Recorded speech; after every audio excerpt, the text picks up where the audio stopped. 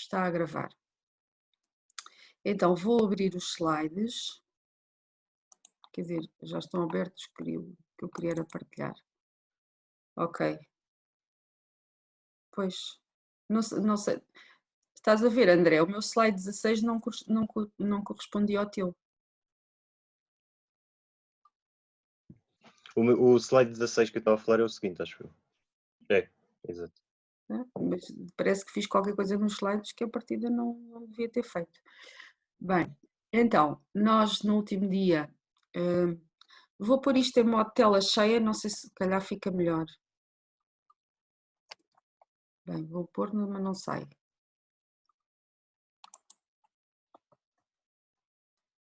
Ok, fica melhor assim. Pronto, no último dia definimos o que era um jogo de Nash, na forma normal, e depois vimos alguns exemplos, começámos por ver exemplos em que o conjunto, portanto, já agora para relembrar, para definir um conjunto, para definir um jogo de Nash na forma normal, nós precisamos de um conjunto de jogadores, precisamos de um conjunto de estratégias para cada jogador e depois de uma função payoff, que é uma função que depende das estratégias de todos os jogadores, ou seja, depende do perfil de estratégias. E depois tivemos a ver basicamente exemplos e vimos exemplos em que conseguíamos, no fundo, resumir todos estes elementos numa simples tabela, que eram aqueles jogos finitos, ou seja, em que só tínhamos 2 jogadores e só tínhamos um conjunto finito de estratégias para cada jogador. E pronto, e para esses jogos nós conseguíamos descrevê-los assim neste tipo de tabelas.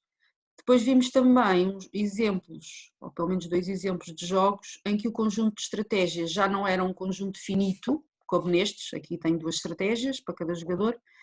O exemplo que vimos de jogos em que já não temos um conjunto finito de estratégias era este jogo, era um modelo de Cournot e um modelo de Bertrand, em que aqui o conjunto de estratégias já é um conjunto contínuo. Pronto, e basicamente foi aí que terminamos. Agora, o que é que nós podemos dizer sobre a existência de equilíbrio para estes jogos? E então é assim, e isto nós na prática, estas afirmações que estão aqui, nós já tínhamos visto na última aula, ou seja, há jogos que não têm equilíbrio de Nash em estratégias puras, que era aquele caso em que os payoffs eram 1 e menos 1, portanto era aquele exemplo aquele slide inicial onde eu estava.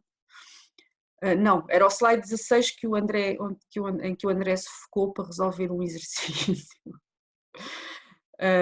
Esse jogo não tinha, portanto nós se procurássemos o equilíbrio não tinha equilíbrio de Nash. Depois, quando o equilíbrio existe, não é necessariamente único. Aquele primeiro exemplo da guerra dos sexos, para aquele exemplo haviam 2 equilíbrios de Nash. Também vimos que o equilíbrio de Nash não é necessariamente eficiente no sentido de Pareto. Por exemplo, a guerra o dilema do prisioneiro, a solução vimos que não é eficiente. E depois tenho... Sim. Sorry. I am not very clear what it means that an equilibrium is efficient or not. Um equilíbrio não é eficiente se existir um perfil alternativo em que nenhum jogador piora e alguém fica estritamente melhor. Let me see the prisoner dilemma. Here, the solution for this game was not confess. So this was the solution. Do you remember? No, wrong. The solution was confessar. This was the solution. However, there is another profile, which is não confessar, where both players are better. Okay? because if both the no confess, the payoff was -1, -1. But in the Nash equilibrium, o solution was confessar, confessar. Their payoff is -4, -4.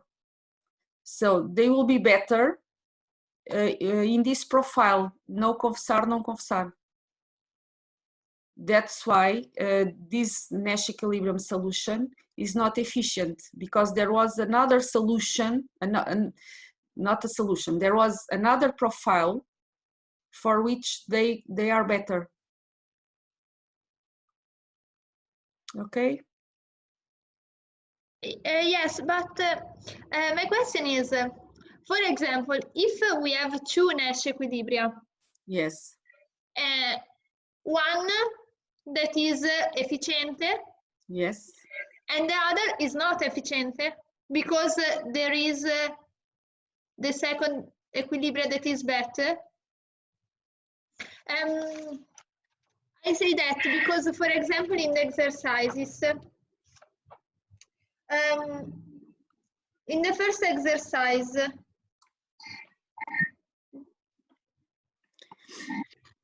In the first exercise, okay, let me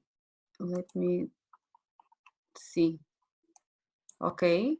we find the two Nash equilibria that are A and B, C. And BC, okay. So they are both Nash equilibrium because they both satisfies the condition to be a Nash equilibrium, okay. But that doesn't mean that they have to be both efficient. So actually, 3, 5 is not efficient. A is not efficient because B, C gives a better payoff for both players. Okay, in fact, my question is, we can look also to other Nash equilibrium for saying that it is not efficient. The point is, actually, a Nash equilibrium could not be efficient, but is a Nash equilibrium. Depends on what you want. So the Nash equilibrium could not be unique.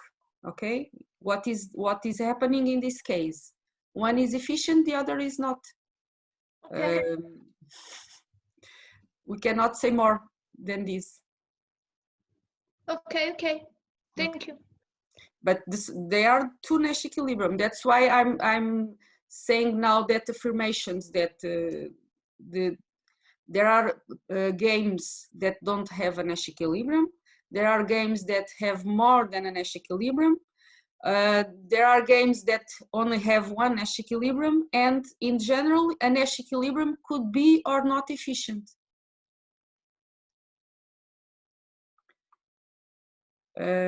Actually, that's why later we are going to talk about cooperative equilibriums, cooperative games. In generally, for cooperative games, the equilibriums are efficient.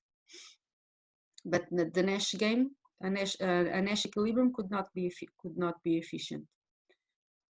But that doesn't mean that there are situations where it is. Okay, so it's not necessarily a bad solution. Okay. Okay, thank you. So let's come back to the slides.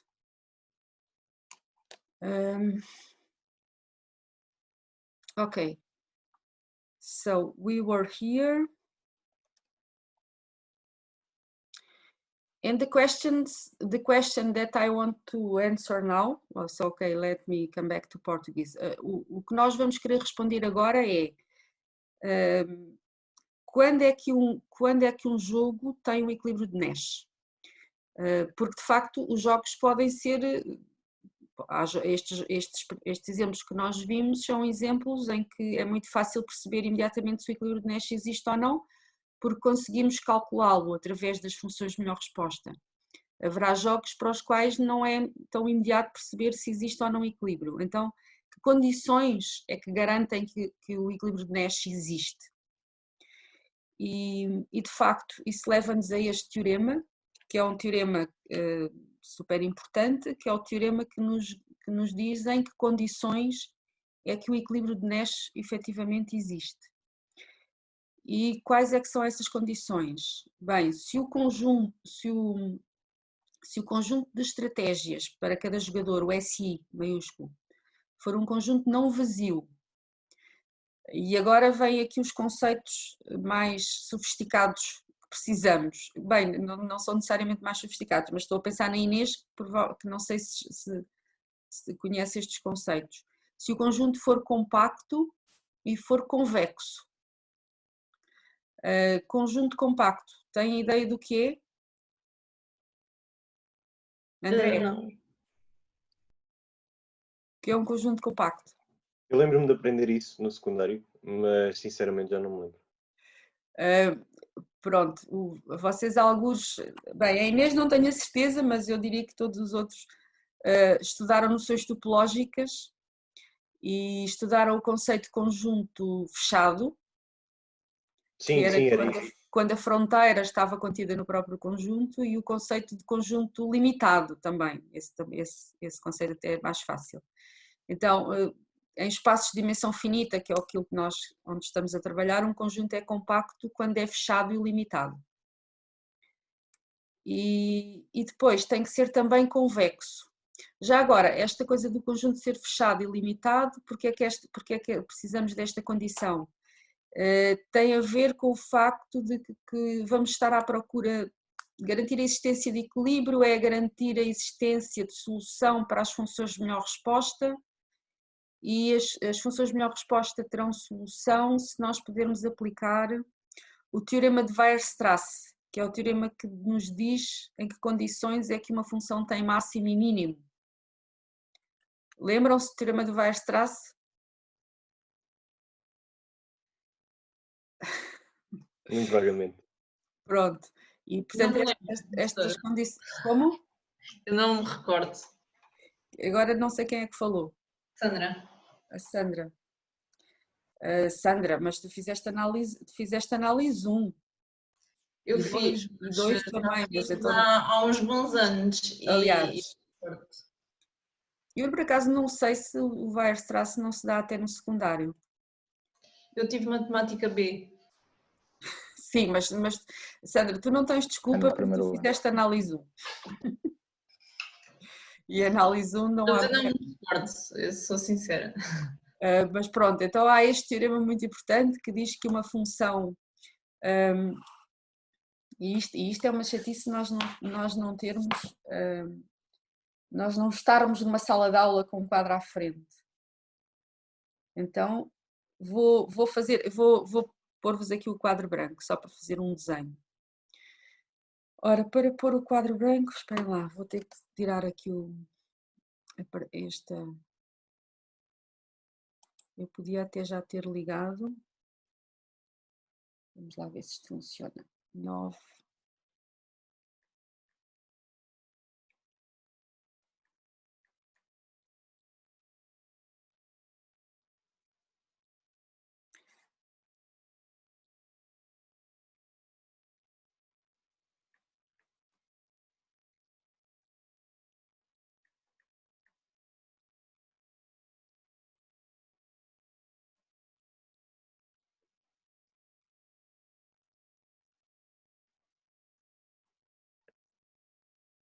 Ok, então, agora que já tenho aqui o quadro branco.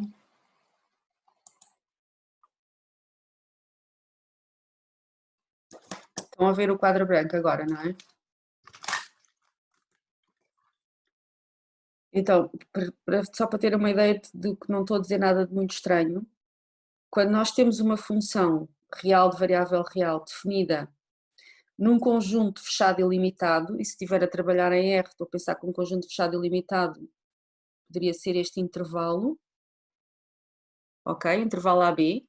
Se eu agora desenhar aqui uma função contínua, neste intervalo, vou fazer... Espera lá que não está a sair como eu queria. Vou começar outra vez. Pronto, pode ser assim. Se olharem para o gráfico desta função, isto é o gráfico de uma função contínua num intervalo fechado e limitado, portanto num conjunto compacto. Concordam que esta função tem máximo absoluto e mínimo absoluto? Sim. Onde é que está o máximo absoluto? Na parte mais alta.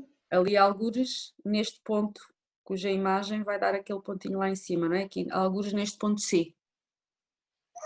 E o mínimo absoluto, onde é que está? Está na parte mais baixa. Pois. Está em que ponto? Qual é o ponto onde ela toma o valor mínimo? Conseguimos dizer exatamente qual é o ponto? Yeah. É o ponto A.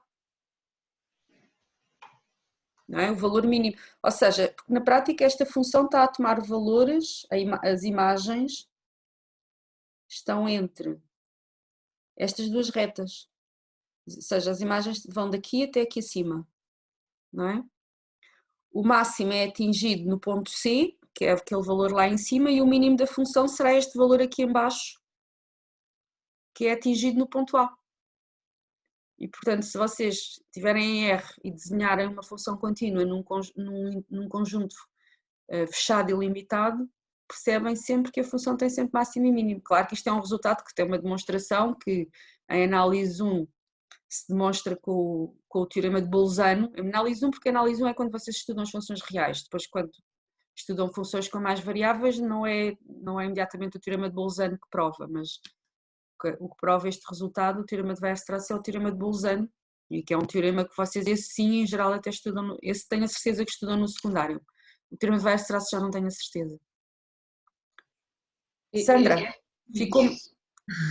Desculpa, não percebi. Bayesiano eu conheço. Bolzano. Bolzano. Sim, também conheço. Pronto. Esse eu lembro-me, agora este eu não me recordava. Pronto. Ok, então vou parar aqui a partilha e vamos lá voltar aos slides.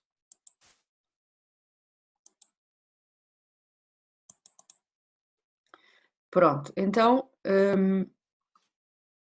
aqui as nossas hipóteses para garantir que um jogo tem equilíbrio de Nash seriam então: o conjunto de estratégias tem que ser um conjunto não vazio, compacto e convexo.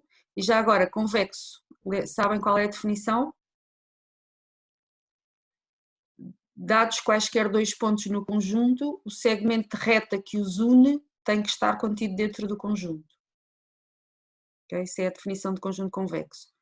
E depois, as condições sobre a função payoff que precisamos é que a função payoff tem que ser uma função contínua nos perfis de estratégias, ou seja, no perfil de estratégia, portanto nas variáveis todas da função, e a função depende das estratégias de todos os jogadores, portanto o domínio, ou os elementos do domínio são vetores com n coordenadas, então a função tem que ser contínua nessas coordenadas todas, e além disso tem que ser quase côncava, e este conceito imagino que não devam conhecer, tem que ser quase côncava na estratégia do próprio jogador I.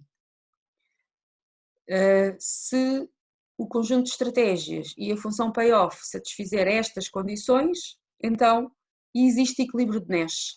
E portanto este é um dos grandes resultados do John Nash, porque ele não só propôs aquele conceito, aquela solução, o equilíbrio de Nash, como também mostrou em que condições é que esse equilíbrio de Nash de facto existe.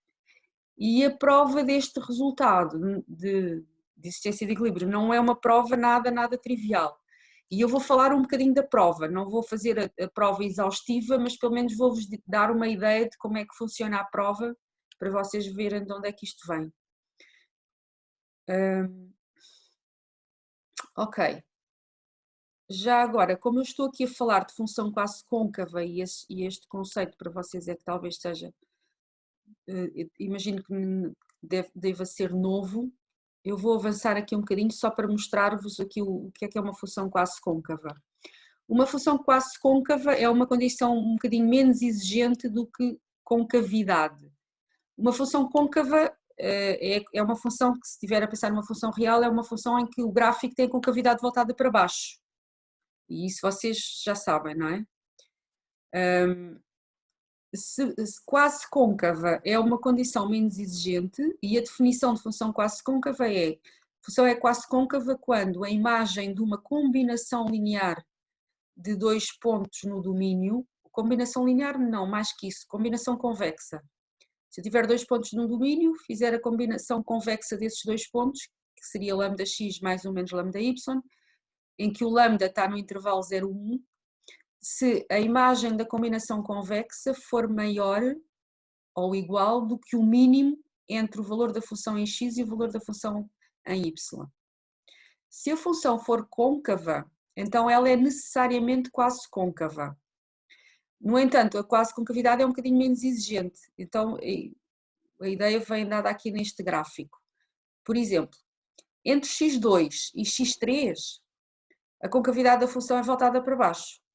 Então, eu aqui já saberia que a função era, neste conjunto, a função era de certeza quase côncava, porque em particular é côncava, e côncava implica quase côncava. No entanto, esta função de facto é quase côncava em todo o domínio, porque na parte onde a concavidade não está voltada para baixo, ela é crescente, e basicamente é isso que precisamos. Para ela ser quase côncava, ou é côncava ou então na parte do domínio onde não é côncava tem que ser crescente. Porque de facto, se eu pensar aqui nestes dois pontos, x2 e x3, uma combinação convexa vai estar aqui algures pelo meio. A imagem da combinação convexa, que está algures, que estaria, se eu pensar num ponto aqui, combinação convexa está aqui, é um ponto aqui no meio. A imagem, vou ler ali, é de certeza maior ou igual do que o mínimo entre a imagem, entre o f de x2 e o f de x3. Ora, o mínimo entre f de x2 e f de x3 seria o f de x2, e portanto a imagem da combinação convexa é superior. E se a função for crescente, a mesma coisa, se eu estiver a pensar aqui em algum ponto entre 0 e x2, a imagem vai de certeza ser maior ou igual do que o mínimo entre o f do ponto, de um dos pontos e o f do outro ponto. Afonso, conhecia já esta definição de função quase côncava? Não, está-me a fazer um pouco de confusão. Então, se eu fizer uma combinação linear entre x1 e x2, Exato. vamos ter um ponto ali no meio. A imagem é um ponto aqui no meio, entre x1 e x2. Ou seja, vai ser entre y1 e y2. A imagem vai estar entre y1 e y2, exatamente, e portanto vai ser maior do que o mínimo entre f de x1 e então f é majorado pelo y2. Ok. Mas não me interessa o majorado, eu tenho que olhar para o mínimo, entre o f de x1 e o f de x2. Okay. E o mínimo neste caso, o mínimo é f de x1, e portanto a imagem de uma combinação convexa está acima do f de x1. Ou seja, é maior ou igual que o mínimo. Ok. E esta é uma hipótese muito importante para se conseguir de facto provar a existência de equilíbrio. Ok, então vamos lá agora olhar um bocadinho para as ferramentas matemáticas que a gente precisa para provar a existência de equilíbrio de Nash. Portanto, este resultado, que parece assim um resultado inofensivo, precisa aqui de toda uma tecnologia matemática para se provar. Qual é que é essa tecnologia? Então, para começar, utiliza... Bem, na verdade, este resultado, e essa foi digamos, o grande trabalho do Nash, foi ele percebeu que há um teorema matemático que no fundo consegue provar isto. E esse teorema é um teorema de ponto fixo. O teorema de ponto fixo é um teorema que se estivermos a pensar numa função real, é um teorema muito fácil de provar, o teorema do ponto fixo. Se a função tiver duas variáveis, já fica mais complicado de provar. E neste caso, para provar este resultado de existência, utiliza-se um teorema de ponto fixo, de facto, mas utiliza-se um teorema de ponto fixo que nem é para funções, é para uns objetos mais gerais que funções, que são correspondências. E, portanto, é sobre isso que eu vou falar agora um bocadinho, o que é uma correspondência e para depois conseguir-vos enunciar o teorema de ponto fixo que se utilizou para provar este resultado de existência. Já agora que eu falei do teorema do ponto fixo, queria pelo menos ilustrar de que é que estou a falar. O que é um ponto fixo de uma função? Sabem o que é um ponto fixo? Eu diria que até quem estudou informática deve ter utilizado esse resultado. Acho que não. Lydia, do you know what is the point fix theorem? I'm not so sure, but I think that I studied it. But I don't remember very well. Ok, então, para pelo menos isso não seja uma coisa, não esteja aqui a falar no vazio, o teorema do ponto fixo, o que diz é que uma função tem um ponto fixo se tiver um ponto no domínio cuja imagem é ele próprio. Um ponto fixo é um ponto que satisfaz esta condição. A imagem é ele próprio. E se eu tiver, e depois o teorema do ponto fixo em R diz que se eu tiver uma função que está definida no intervalo AB e toma valores no intervalo AB, se esta função for contínua, ou seja, este conceito de continuidade é muito forte, se a função for contínua, tem um ponto fixo.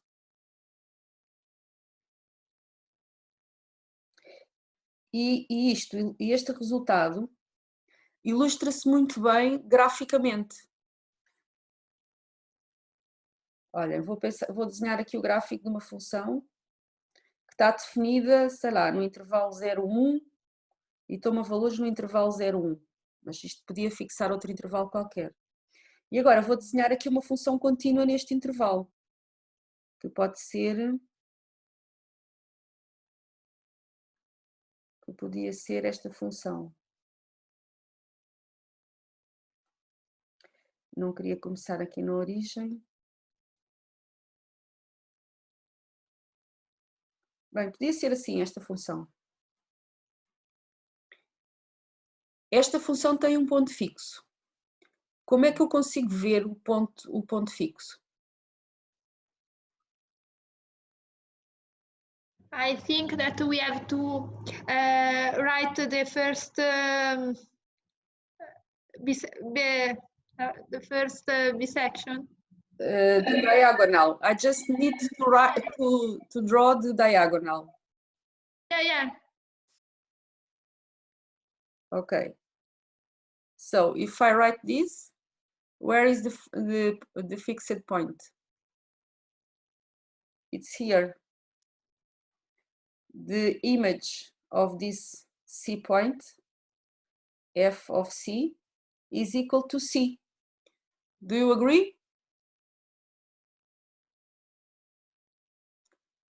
Estão a ver? E este é, digamos, o grande resultado que se usa. Este é o resultado que se usa para provar o teorema do ponto fixo.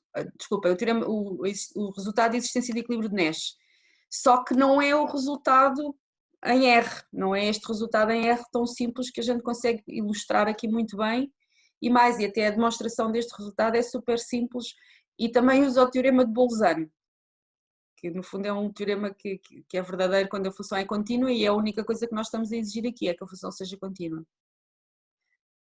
Só que, para provar o resultado de existência de equilíbrio de Nash, usa-se de facto o teorema do ponto fixo, mas para um caso muito mais geral, que é as funções não vão estar definidas, não vão ser, na verdade nem vão ser funções, vai ser este tal objeto um bocadinho mais geral, que são correspondências.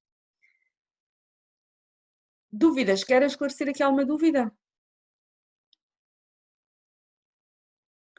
É a primeira vez que estão a ver aqui a ilustração do teorema do ponto fixo, ou já tinham visto? Eu nunca tinha ouvido falar.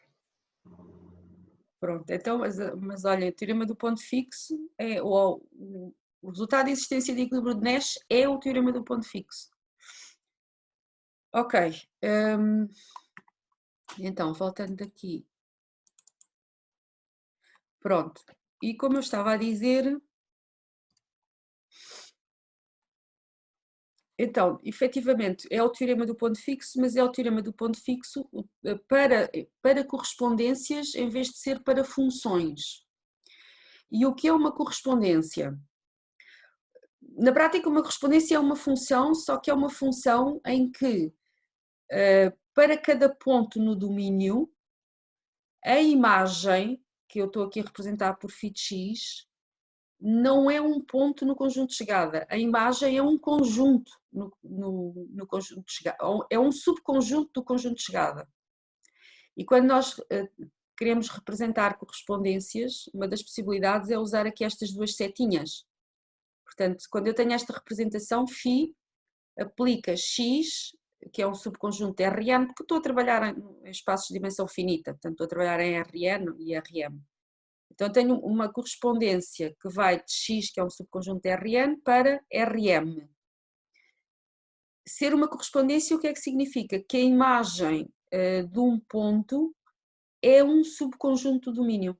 Em vez de ser um ponto no conjunto de chegada, é um subconjunto do conjunto de chegada. É a primeira vez que eu vou falar de correspondências. É um conceito matemático, definitivamente, e em economia é super importante o conceito de correspondência, porque quando nós, já agora Afonso, quando nós falamos em funções de procura, a função procura é a solução do problema do consumidor, não é? Dada uma função de utilidade e a restrição orçamental, a função procura é a solução, são os cabazes que maximizam as utilidades e satisfazem a restrição orçamental. Mas, na verdade, em geral, a gente não tem funções de procura, a gente tem correspondências. Porque, em geral, dada uma restrição orçamental e uma função de utilidade, não há necessariamente só um cabaz que resolve o problema. Pode haver vários cabazes que resolvem o problema. Portanto, na verdade, a gente não devia dizer função procura, a gente devia dizer correspondência da procura. Por isso é que correspondência é um conceito que a economia é fundamental. E eu própria que fiz uma licenciatura em matemática, na minha licenciatura em matemática eu nunca falei de correspondências. Eu só comecei a falar de correspondências quando fui estudar economia. Só para Nunca falei de correspondências, curioso. Porque em geral só se começa a falar de correspondências em formação avançada em economia. Esse é o ponto. E especialmente agora em que o curso passou a ser só de 3 anos, fica muito mais difícil de chegar a estes conceitos. Porque o curso antigamente era 4 ou 5 anos, não sei se até não havia cursos de 5 anos. Nessa altura, ou seja, a microeconomia mais avançada é fundamental utilizar as correspondências. Mas pronto, só para vocês terem uma ideia de que de facto isto é uma ferramenta da matemática e que é super útil à economia e é de facto o que é necessário para provar o resultado de existência de equilíbrio de Nash. Portanto, Afonso, tu já estavas farto de ouvir falar no conceito de equilíbrio de Nash, não fazias ideia que para provar a existência de equilíbrio havia toda esta tecnologia aqui por trás. E pronto, e é normal porque a gente tem que aprender as coisas aos poucos, não é? E estas ferramentas, é como estou a dizer, até eu que fiz a licenciatura em matemática nunca falei de correspondências. Então, só para perceberem que não é uma coisa assim muito estranha, isto aqui são exemplos de gráficos de correspondências em que o domínio é R e o conjunto de chegada também é R. Portanto, eu posso representar aqui no plano a correspondência. Portanto, o eixo do X é onde eu estou a representar o domínio da função. O eixo do Y é onde eu estou a representar o conjunto de chegada. E agora, porque é que efetivamente isto é uma correspondência? Porque se eu fixar aqui um ponto no domínio, algures, aqui entre x1 e x2, o que é a imagem deste ponto? A imagem é este intervalo, que vai daqui de baixo desta curva até à curva lá em cima. Estão a ver? Por isso é que isto é uma correspondência. Por exemplo, o que era a imagem de x2? A imagem de x2 é este conjunto que vai aqui, é este intervalo que vai aqui desde este pontinho até àquele. Na verdade eu devo ler isto aqui no eixo do y, não é? Mas pronto, acho que podemos também ler aqui que se percebe. Isto são dois exemplos. Já agora, esta correspondência, por exemplo, entre 0 e x1, a imagem seria só um ponto. E pode ser, não é? Agora, desde que para alguns pontos a imagem seja um conjunto, então temos imediatamente uma correspondência. Já não é uma função, na verdadeira acessão do termo, é uma correspondência. Porque é uma aplicação que aplica pontos em subconjuntos do domínio. Ok? E já agora, aqui estas correspondências, se eu pensasse aqui nestas correspondências, eu também consigo ver aqui pontos fixos. Só que o ponto fixo de uma correspondência já não é x ser igual a f de x. Ser ponto fixo de uma correspondência é x pertencer à imagem do f de x. Por exemplo, se eu desenhasse aqui uma diagonal, eu iria ter pontos cuja imagem pertencia não, eu iria ter pontos tais que x estava estava no subconjunto imagem. Conseguem visualizar o que eu estou a dizer? Ou seja, a definição de ponto fixo para função é um ponto tal que é igual à sua própria imagem, x é igual a f de x. No caso de correspondências, é quando o x pertence a f de x, ou seja, está no subconjunto imagem. Então, para o teorema do ponto fixo, precisamos de correspondências, e correspondência é só isto, é digamos, uma função que aplica um elemento do domínio num subconjunto do conjunto de chegada. E depois, além de termos que saber o que é uma correspondência, precisávamos ainda do conceito de correspondência contínua. Quando é que uma correspondência se diz contínua? E diz-se contínua se for simultaneamente semicontínua superiormente e semicontínua inferiormente. Portanto, quer dizer que precisamos aqui destes conceitos intermédios. Quando é que e claro, como vocês estão a ver, aqui é o conceito de correspondência pela primeira vez, é normal que aqui a definição de semicontinuidade superior e inferior não seja assim muito fácil à partida, mas de qualquer maneira eu queria vos deixar aqui as definições.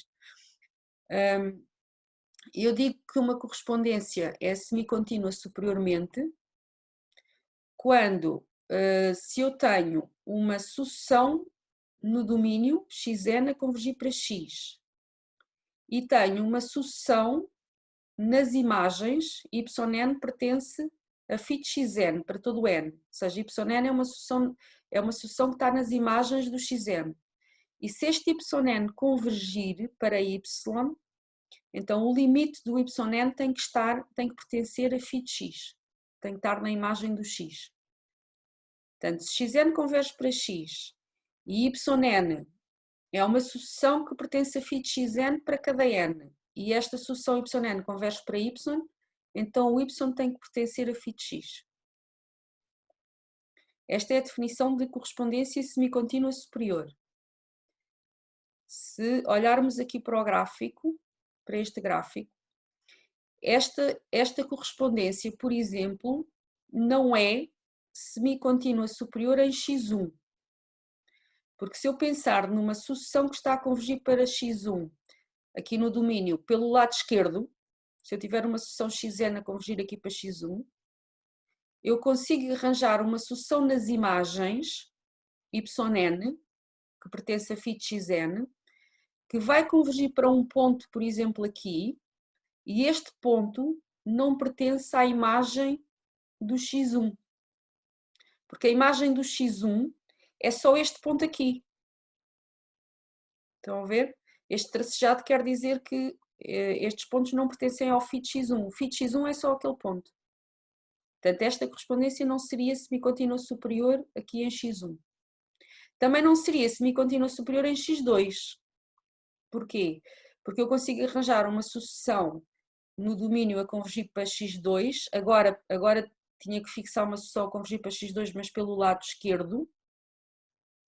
E consigo arranjar uma sucessão nas imagens que converge para estes pontos que estão aqui a tracejado, para algum destes pontos a tracejado. Se convergir para algum destes pontos a tracejado, esse ponto não está na imagem do x2, porque a imagem do x2 é só aquele intervalo ali mais pequenino. Estão a ver? Portanto, esta correspondência não seria nem semicontínua, não seria semicontínua superior nem a x1 nem a x2. Depois, o que é que significa ser semicontínua inferiormente? Semicontínua inferiormente é quando eu tenho uma sucessão xn a convergir para x no domínio e tenho um ponto que está na imagem do x.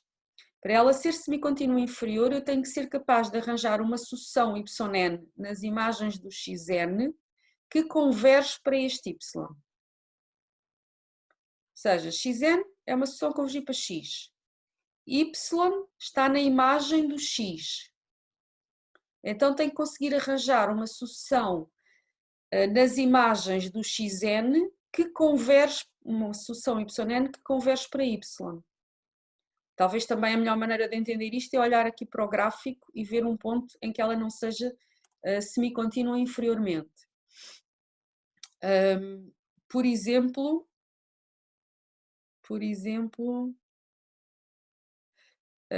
deixa-me cá ver o que é aqui, se eu me fixar aqui no x1, no x1 esta correspondência não é semicontínua inferiormente. E porquê é que não é semicontínua inferiormente? Porque eu posso, se eu pensar numa sucessão xn a convergir para x1 pelo lado esquerdo, xn, portanto vem aqui deste lado, xn a convergir para x1 do lado esquerdo. E agora vou fixar este ponto aqui,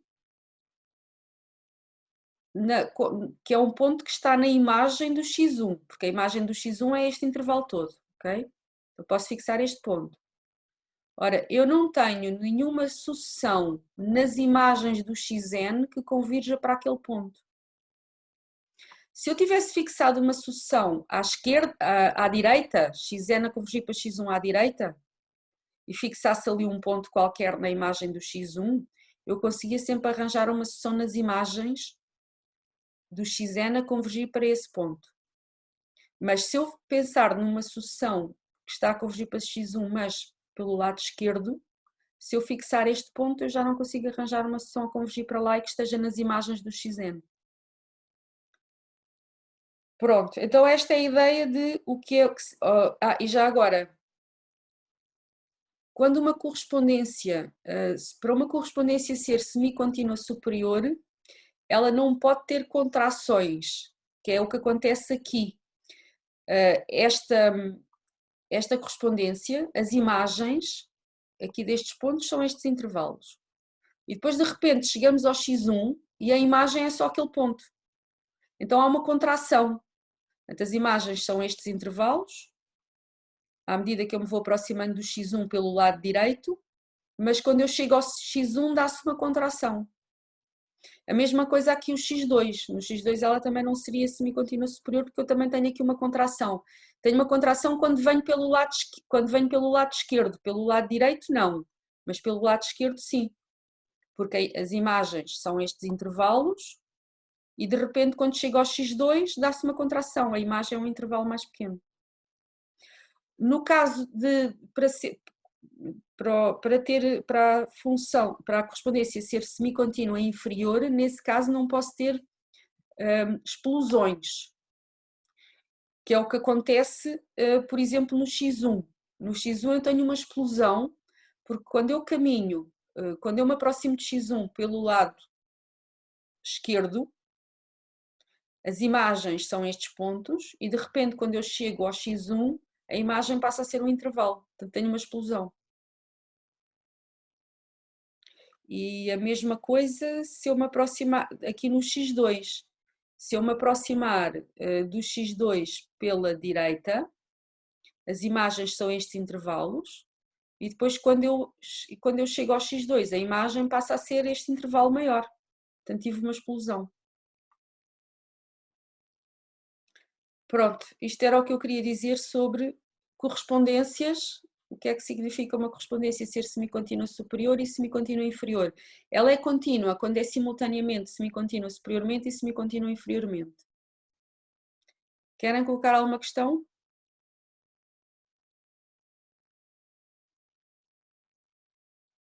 Ou fazer algum comentário?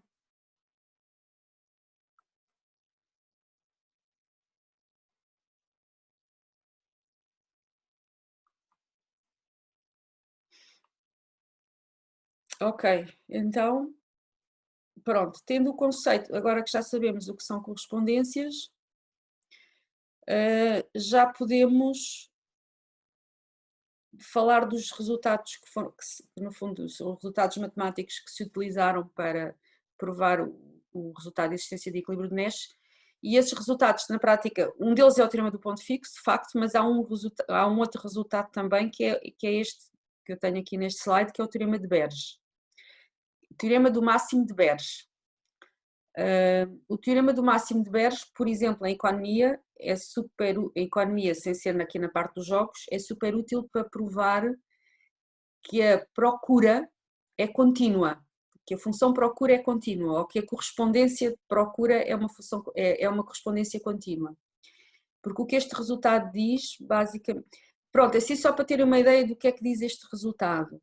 Se eu estiver à procura dos máximos de uma função, e tenho uma função que é uma função de duas variáveis, x e y, e eu fixo uma das variáveis, e quando fixo uma das variáveis, que é o y, vou à procura do máximo da função na variável x, com x a pertencer com o conjunto onde eu vou escolher o x, sendo uma correspondência que depende de y, ou seja, sendo um conjunto que depende de y. Quando eu faço variar o y, este conjunto varia. E, portanto, na verdade, isto que eu estou aqui a falar é de uma correspondência. É uma correspondência que a cada y, para cada y vai buscar os argumentos ou os pontos que maximizam a função f na variável x, com x a ser escolhido num conjunto que depende de y. E, portanto, se eu mudo o y, os argumentos que maximizam a função na variável x mudam, porque o conjunto onde eu vou escolher a variável x, onde eu estou a escolher a variável x, muda. O que este teorema diz é que se esta função f for uma função contínua nestas duas variáveis, e se esta correspondência que depende de y for uma correspondência contínua, então esta função, esta correspondência, porque na verdade isto é uma correspondência, porque uma função pode ter vários pontos onde atinge o máximo, portanto este arg máximo, que é o conjunto de pontos onde a função atinge o máximo, pode não ser único, então esta correspondência é contínua. Ou seja, basicamente podemos pensar nisto da seguinte maneira: se eu fizer variar este conjunto de maneira contínua, então os pontos onde a função f é maximizada também variam de maneira contínua. Isto é basicamente o que diz este resultado. Já agora, para o Afonso, eu não sei se o Henrique também está, portanto, estava a pensar nos alunos de economia. Este resultado permite provar que a função procura é contínua, porque no caso da função procura, o que nós estamos é à procura dos cabazes que maximizam a utilidade sujeita à restrição orçamental. E aqui a variável y, nesse caso são os preços. Se eu mudar os preços, mudam os cabazes que maximizam a minha utilidade.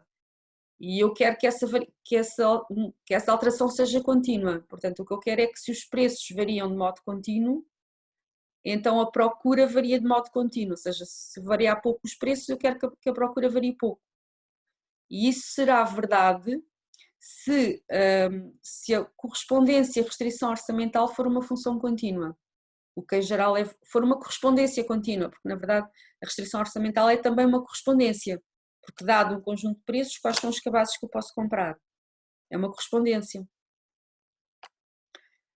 Portanto, este resultado, de facto, do teorema de Berge aplica-se, por exemplo, para provar que a função procura ou a correspondência procura é contínua.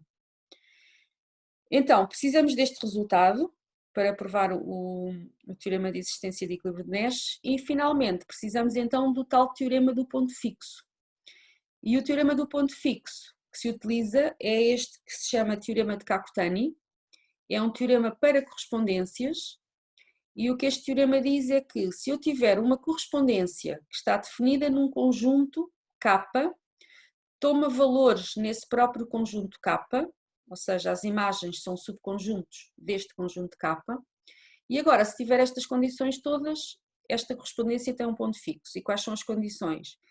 Este conjunto K, onde a correspondência está definida, tem que ser não vazio, convexo e compacto. Por outro lado, esta correspondência tem que ser semicontínua superiormente. Portanto, só preciso que ela seja semicontínua superiormente.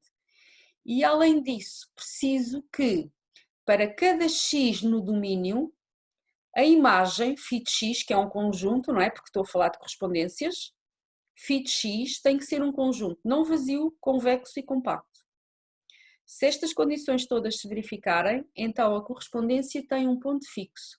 Ou seja, existe um ponto no domínio que pertence à sua própria imagem, tal que x barra pertence, existe x barra em K, tal que x barra pertence a f de x barra, a φ de x barra, que é a notação que eu estou a usar aqui para o φ, para a correspondência. Ok? Portanto, este é o teorema do ponto fixo que o Sr. Nash utilizou para provar a existência de equilíbrio de Nash. E para acabar, eu só vou dizer qual é que foi, no fundo, o que ele usou foi este teorema.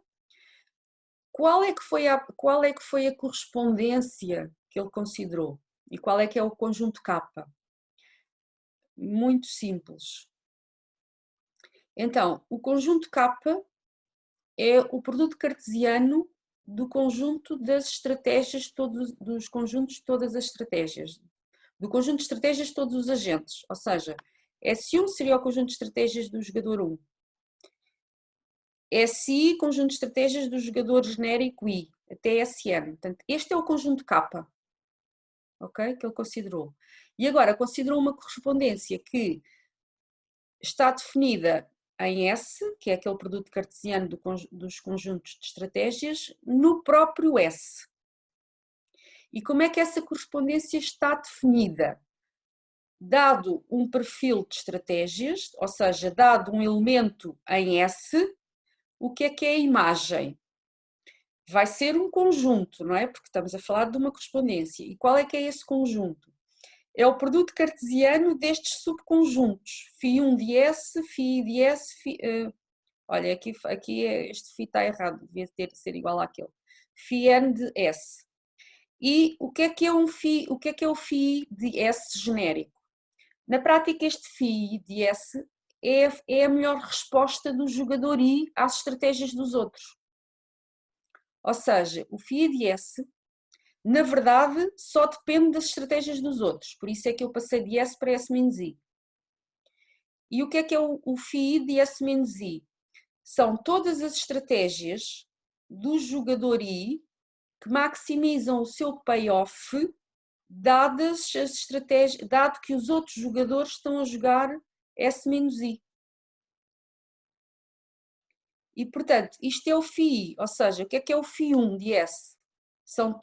É o conjunto de estratégias para o jogador I, para o jogador 1, que maximizam o seu payoff, dado que os outros jogadores estão a jogar S-1.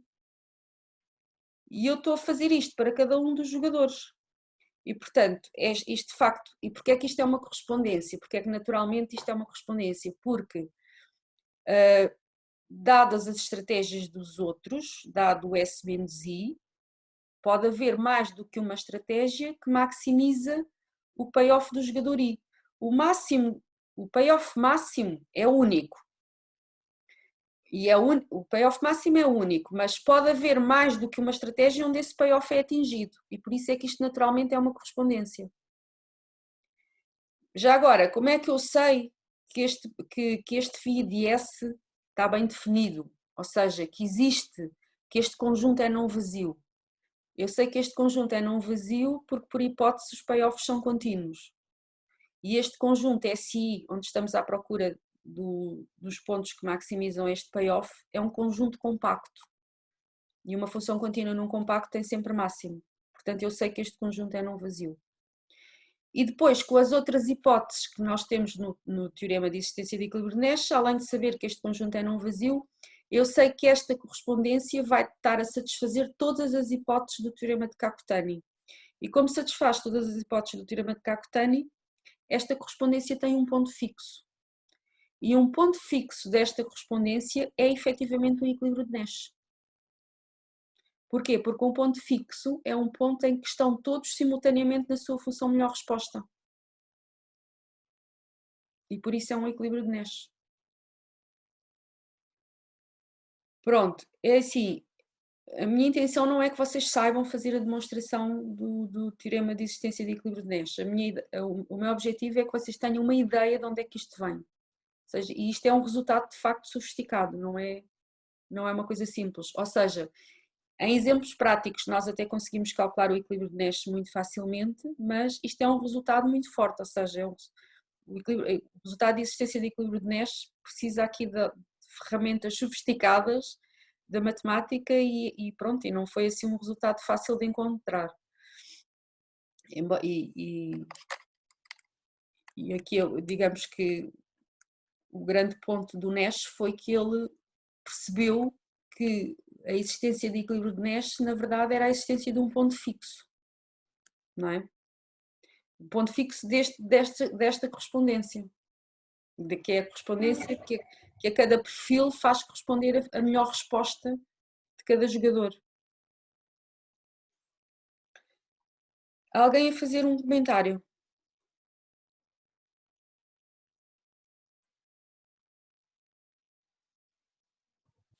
Can I ask a question? Yes? I do not understand what it means now vazio. In the Kakutani theorem. Now vazio. Não vazio, professora, não vazio. Eu sei, eu estou aqui não, estava aqui a pensar. Ok, sim. Eu estava a pensar se os slides estavam em português ou em inglês, estava perdida, porque há disciplinas em que eu tenho os slides em inglês, outras tenho em português e agora já não sabia. Sim, não vazio é non-empty. There is a Okay. it has at least one point. Mais questões?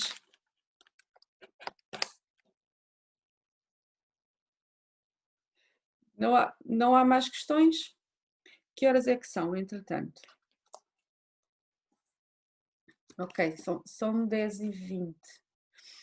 Pronto, então isto era o que eu tinha a dizer sobre o resultado de existência.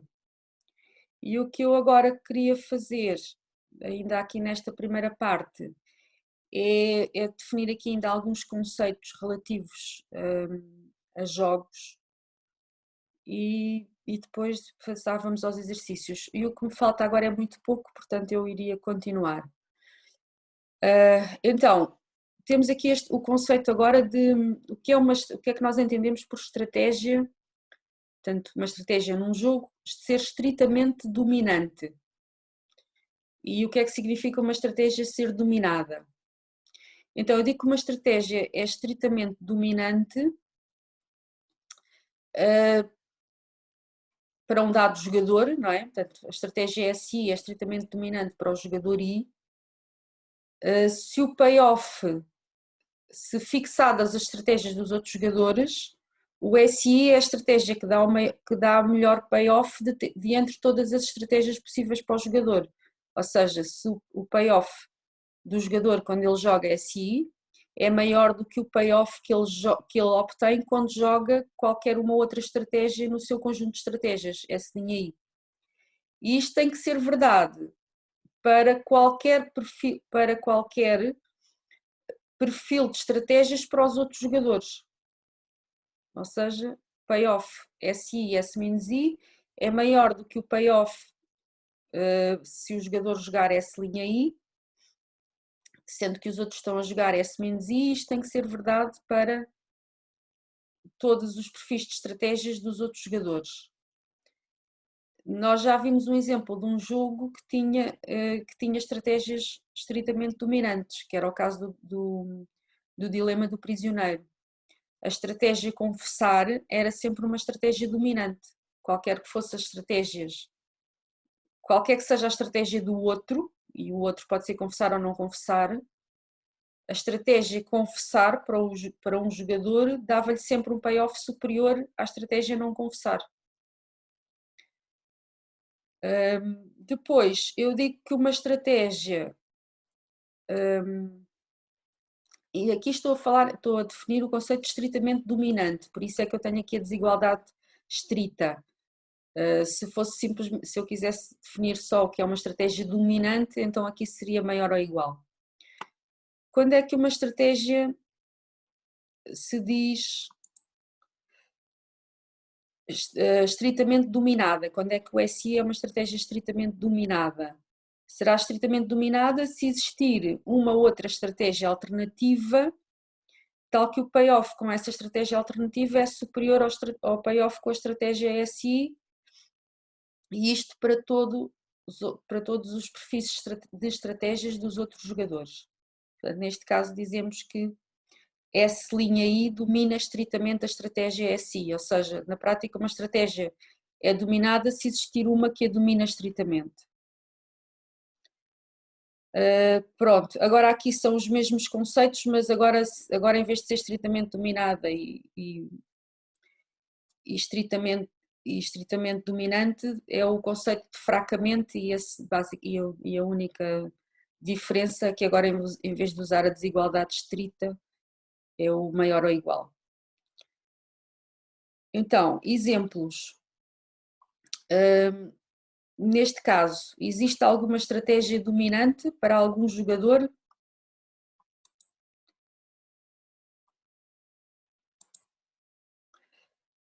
Jogador 1, ou seja, vamos ver, este jogador tem alguma estratégia dominante? Ter uma estratégia dominante tinha que ter uma estratégia que era sempre a melhor resposta, qualquer que fossem as estratégias dos outros. Por exemplo, jogador 1, se o jogador 2 jogar L, o melhor para ele é jogar U, não é? É como fica com melhor, é o que lhe dá maior payoff, seria jogar U. Mas se o jogador 2 jogar R, o melhor para ele já é jogar M. Então o U não seria, podíamos pensar, será que o U é dominante? Não é. Não é porque o U é melhor quando o 2 joga L, mas já não é melhor quando o 2 joga R. E o jogador 2 terá alguma estratégia dominante? O jogador 2, se o jogador 1 joga U, para ele o melhor é jogar R. Mas se o jogador 1 joga M, para ele o melhor é jogar L. Portanto, também não tem uma estratégia dominante. No entanto, a estratégia D é estritamente dominada pela estratégia M, ou seja, a estratégia D para o jogador 1 é dominada pela estratégia M. Porquê? Porque se o jogador 2 jogar L, o jogador 1 fica melhor se jogar M. E se o jogador 2 jogar R, o jogador 1 também fica melhor se jogar M. Portanto, o M domina necessariamente a estratégia D, porque qualquer que seja a estratégia que o jogador 2 siga, o jogador 1 fica sempre melhor se jogar M. Portanto, há uma estratégia que domina a D, que é a estratégia M, portanto o D é uma estratégia estritamente dominada. Aqui estes conceitos de estratégias dominantes e dominadas servem, por exemplo, para encontrar o equilíbrio de Nash. Já vamos ver como. Aqui tenho mais um exemplo em que também não há estratégias dominantes,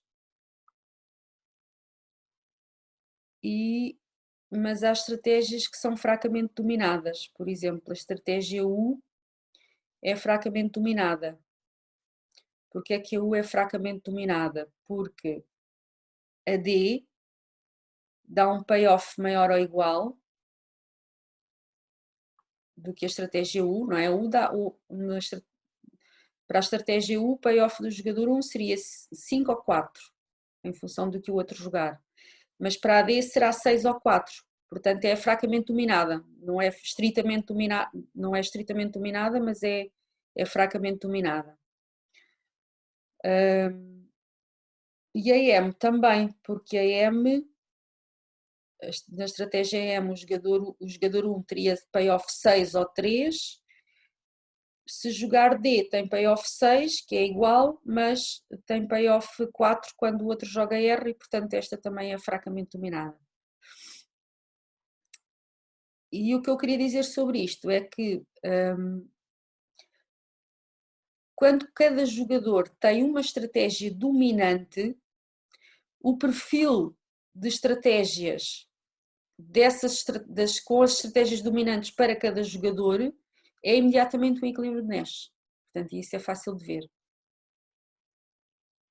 Ou seja, de fundo isto dá-nos uma outra maneira alternativa de procurar os equilíbrios de Nash. Portanto, se eu conseguir identificar quais são as estratégias dominantes de cada jogador, eu consigo identificar quais são os equilíbrios de Nash. De qualquer modo, portanto, quando eu tenho um perfil de estratégia com as estratégias dominantes de todos os jogadores, esse equilíbrio é de certeza, esse perfil é de certeza um equilíbrio de Nash. No entanto, nem todos os equilíbrios de Nash são equilíbrios de estratégias dominantes. Um exemplo de equilíbrio de Nash com estratégias dominantes que nós já vimos foi o dilema do prisioneiro, porque a estratégia confessar é uma estratégia dominante para os dois jogadores e portanto, necessariamente, confessar seria um equilíbrio de Nash, de acordo com aquilo que eu estou aqui a dizer.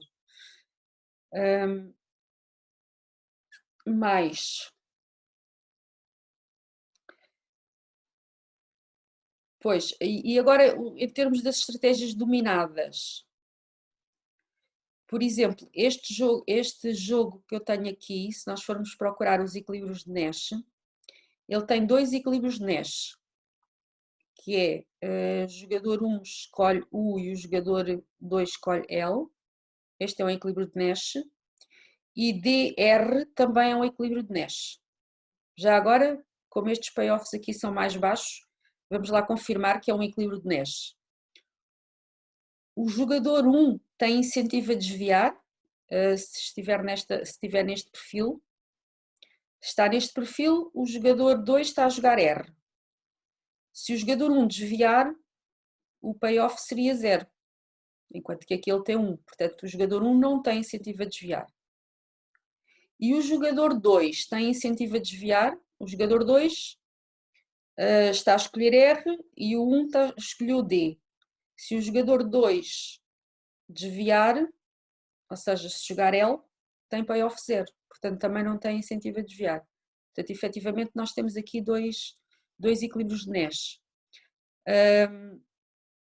No entanto, a estratégia R domina fracamente a estratégia L. E se nós eliminarmos as estratégias que são dominadas, então nós eliminamos um dos equilíbrios de Nash. Portanto, este é, digamos que um raciocínio que nós podemos utilizar se quisermos eliminar quando temos equilíbrios de Nash múltiplos, ou seja, quando temos vários equilíbrios de Nash e queremos eliminar alguns, uma maneira, digamos, natural é isto, eliminar as estratégias que são dominadas, porque à partida ficarão melhor os jogadores, não é? Se eliminarmos estratégias dominadas.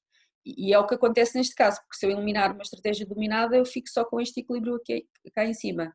E este é eficiente, ao contrário deste aqui que não era, não é? Este, já agora, porque é que este equilíbrio não é eficiente? Sim, diz. Eu tenho uma dúvida, agora no que a professora acabou de dizer.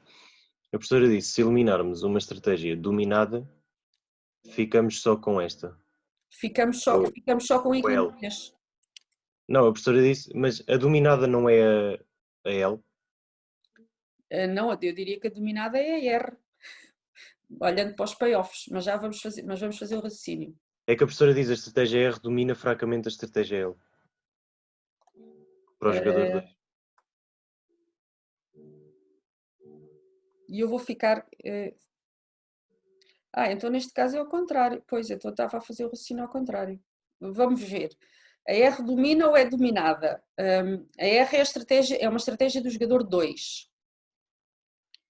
Ok? E o jogador 2, se jogar R, e o jogador 2, quando o outro joga 1, ok, pois eu estava a ver mal, de facto. O R domina o L, porque quando Sim, o o R jogador domina 1, o L. sim, o Portanto, R domina. se eliminarmos a dominada, estamos a eliminar a L, certo?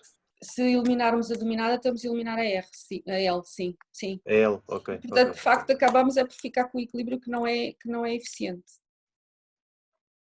Mas pronto, se calhar nos casos sim, noutros casos não. Mas sabem qual é que é o problema aqui? O problema é... Pois, é esta afirmação que eu faço aqui em baixo. A eliminação de estratégias estritamente dominadas considera-se um procedimento aceitável para simplificar o jogo. No entanto, esse procedimento já não será tão aceitável quando as estratégias são apenas fracamente dominadas, que é o que acontece neste caso. Não é? A estratégia L não é estritamente dominada, é fracamente dominada. Porque tem uma igualdade aqui quando o jogador 1 joga 1.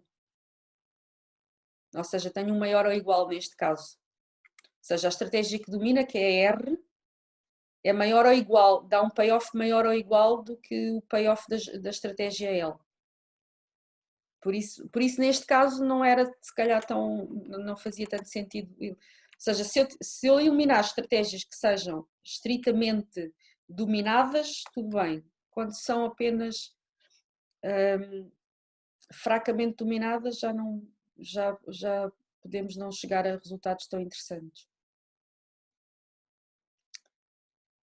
Ok, e finalmente, outro conceito, outra solução de equilíbrio que nós também vamos ver, que é este comportamento max-min. O que é um comportamento max-min? Um comportamento max-min é quando os jogadores são, digamos, aversos ao risco e não querem correr muitos riscos. Então o que eles fazem é maximizar o mínimo dos payoffs que podem ter. Então, como é que nós, por exemplo, para este jogo, em que temos aqui duas empresas e as estratégias, empresa A e empresa B, e as estratégias são a empresa introduz um novo produto no mercado ou não introduz um novo produto no mercado. São iguais, o conjunto de estratégias é igual para as duas empresas e estes são os payoffs. O que é que seria aqui a solução max-min? Então, a empresa A e a empresa B irão ter o mesmo comportamento, que é escolher o máximo do mínimo. O que é que isso quer dizer? Quer dizer que a empresa A, vamos fixar-nos aqui na empresa A, vai olhar para cada uma das suas estratégias e em função do que vai olhar para o payoff mínimo que tem para cada uma das estratégias. Ou seja, se a empresa A não introduzir o produto no mercado, qual é que é o payoff que ela iria ter? Bem, iria ter 7 ou 6 em função da estratégia da empresa B. Portanto, se a empresa B também não introduzir o produto, o payoff era 7, mas se a empresa B introduzir o novo produto, o payoff é 6. Portanto, quando a empresa A decide não introduzir o produto, o pior payoff que pode ter é 6, ok? Que é quando a outra introduz o produto. E se a empresa A introduzir o produto, então o payoff que pode ter é 9 quando a outra não introduz e é 4 quando a outra introduz. Então ela vai olhar para o pior payoff e o pior payoff neste caso seria 4. E agora ela vai escolher o payoff e ela agora escolhe o payoff que maximiza, digamos, estes payoffs, de entre as duas estratégias, ela vai escolher a que lhe dá maior payoff. E a que lhe dá maior payoff seria não introduzir o produto. A empresa B tem o mesmo comportamento, ou seja, qual é que é o payoff que ela teria, qual é o pior payoff que ela tem se ela não introduzir o produto. Se não introduzir o produto, o pior payoff que tem é 6, que é quando a outra introduz. Se ela introduzir o produto, o pior payoff que pode ter é 4, não é? Entre 9 e 4 é 4. E, portanto, ela vai escolher o payoff que maximiza os payoffs mínimos. E vai escolher a estratégia que maximiza os payoffs mínimos. E a estratégia que maximiza os payoffs mínimos é não introduzir o produto. Portanto, o equilíbrio max-min neste jogo seria nenhuma vai introduzir o produto.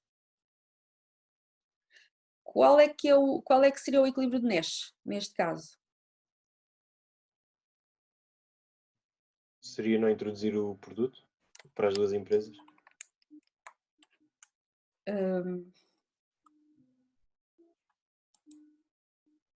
Deixa eu cá ver se eu consigo desenhar aqui as funções de melhor resposta. Empresa A, agora vou calcular o equilíbrio de Nash. Então, calculando o equilíbrio de Nash, o que é que eu vou fazer? Vou ver qual é a melhor resposta da empresa A para as estratégias da B. A melhor resposta da A é esta, quando a outra empresa não introduz o produto. E quando a outra empresa introduz o produto, a melhor resposta, entre 4 e 6, seria esta. Certo? Ok. E agora a melhor resposta da empresa B. A melhor resposta da empresa B, se a empresa A não introduz o produto, ela fica melhor se introduzir o produto. Ok, já percebi. Eu pensava que estávamos a basear mesmo no max-min para calcular o equilíbrio de Nash. Não. A questão é que o max-min não dá necessariamente um equilíbrio de Nash. Ok. Já percebi. E neste caso, vou aqui acabar a função melhor resposta da empresa B. Quando a da empresa A introduz o produto, a melhor resposta é esta. Portanto, neste caso temos dois equilíbrios de Nash, que é uma introduz e a outra não introduz o produto. Basicamente são esses os dois equilíbrios de Nash. O equilíbrio max-min era as duas empresas a não introduzir o produto, portanto, e os payoffs seriam estes. Sim, era esse que eu me estava a referir. Aquele é o equilíbrio max-min e os outros são os dois equilíbrios de Nash. Professor, então neste caso não existe nenhum equilíbrio eficiente? Pois, essa era a pergunta que eu ia fazer. Temos algum equilíbrio eficiente? Ok. O 4-4 não é eficiente de certeza porque há perfis com payoffs estritamente melhores. Este aqui é eficiente.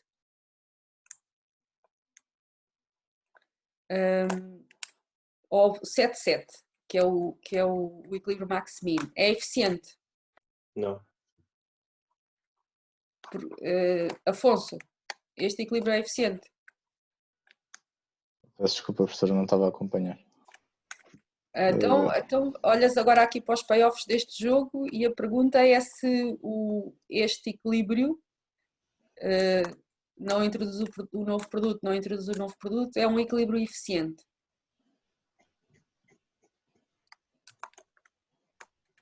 Sim.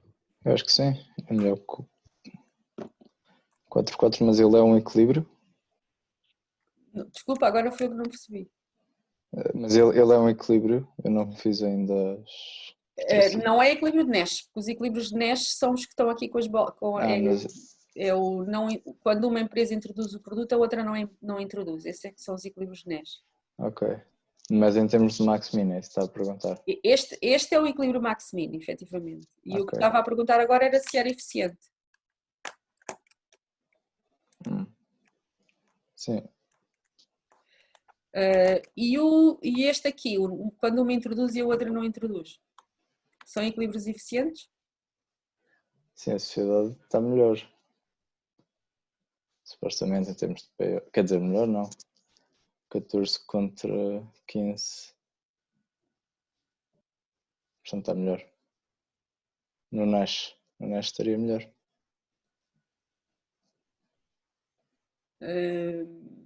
Este é um bom exercício para vocês perceberem o conceito de equilíbrio eficiente. Lídia. I think it is efficient because Which one? Which one? 7-7. 7-7. Why? Because there is not another option that is better for both the empresas. Exactly. Porque nas alternativas há sempre alguém que fica pior. Ou seja, se eu passar de 7-7 para 6-9, a empresa A fica pior. Para ser eficiente, não ser eficiente significa existir um perfil em que ninguém piora e alguém fica estritamente melhor. Portanto, tem que existir um equilíbrio em que ninguém piora. E se eu passar daqui para aqui, a empresa A piora.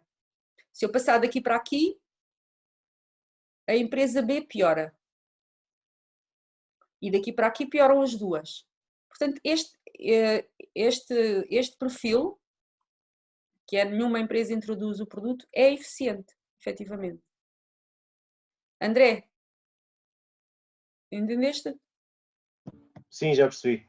Eu estava a comparar os três, e não me lembrei da questão de que um pode melhorar se o outro piorar. Afonso, e tu também não estavas a pensar bem, porque tu estavas a somar os payoffs e não é assim que se vê se é uma melhoria. Pois não, professora, mas estou completamente a ver outra coisa, peço desculpa. Olha, mas agora vamos também confirmar que aqui quando o perfil em que uma introduz o produto e a outra não introduz, também é eficiente. Ok? Porque é que este perfil é eficiente? Porque não há nenhum em que ambos estejam, em que ninguém piora relativamente a este. Porque se eu passar deste para aqui, a empresa B piora, porque aqui estava com 9 e aqui passa a ter 7. Portanto, não introduz este perfil em que nenhuma delas introduz o produto, também é um perfil eficiente. Ou seja, estes três são todos eficientes. O único que não é eficiente é o 4-4. Digamos que, neste caso, a solução max-min é a solução mais equilibrada, porque é aquela em que os dois estão na mesma, têm o mesmo payoff.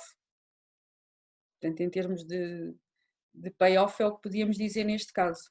E por outro lado, pronto, também estão a ver que esta solução max-min, que é uma solução em que eles basicamente estão a ser prudentes e estão a escolher a estratégia de modo a evitar os piores payoffs, digamos assim, não é necessariamente um equilíbrio de Nash. Pronto, e o que é que falta para... Agora fiquei aqui com estas coisas, Ok, o que é que nos falta para acabar aqui os jogos estáticos, na forma normal? Seria falar de equilíbrio em estratégias mistas. E acho que podemos falar se calhar já do equilíbrio em estratégias mistas e depois a seguir dedicamos algum tempo a resolver exercícios e depois eu deixo para o fim, se calhar para a última hora da aula, a parte dos jogos dinâmicos, porque nos jogos dinâmicos não tenho assim muita coisa para dizer. Então, o que é agora um equilíbrio em estratégias mistas? Um equilíbrio em estratégias mistas é quando estratégias puras, agora sim já posso começar aqui a diferenciar um bocadinho das estratégias mistas das puras. As estratégias puras é o que nós tivemos sempre a ver até agora, que é o jogador tem um determinado conjunto de estratégias, que é o SI, e escolhe uma estratégia neste conjunto. já vimos que há jogos que não têm equilíbrio em estratégias puras, nomeadamente aquele jogo em que os payoffs eram 1 e menos 1. Aliás, agora até já sabemos quais são as condições que garantem que um jogo tem equilíbrio em estratégias puras, que é aquele teorema de existência que vimos antes, e vimos que de facto precisamos de algumas condições para garantir que o jogo tem equilíbrio em estratégias puras. Há casos em que de facto aquelas condições não são necessariamente satisfeitas e os jogos podem não ter equilíbrio em estratégias puras, no entanto podem ter equilíbrios em estratégias mistas. Uma estratégia mista é uma estratégia em que o jogador, em vez de escolher uma ação no conjunto de estratégias, escolhe uma probabilidade sobre o conjunto das ações possíveis. Ou seja, se ele tiver a estratégia A e B, em vez de escolher a estratégia A ou a estratégia B, escolhe uma probabilidade nessas estratégias, ou seja, escolhe que joga A com probabilidade 1/2 e joga B com probabilidade 1/2, ou joga A com probabilidade 1/3 e joga B com probabilidade 2/3. Isso é uma estratégia mista. E de facto há muitos jogos que não têm equilíbrio em estratégias puras, mas têm equilíbrios em estratégias mistas, e já vamos ver porquê.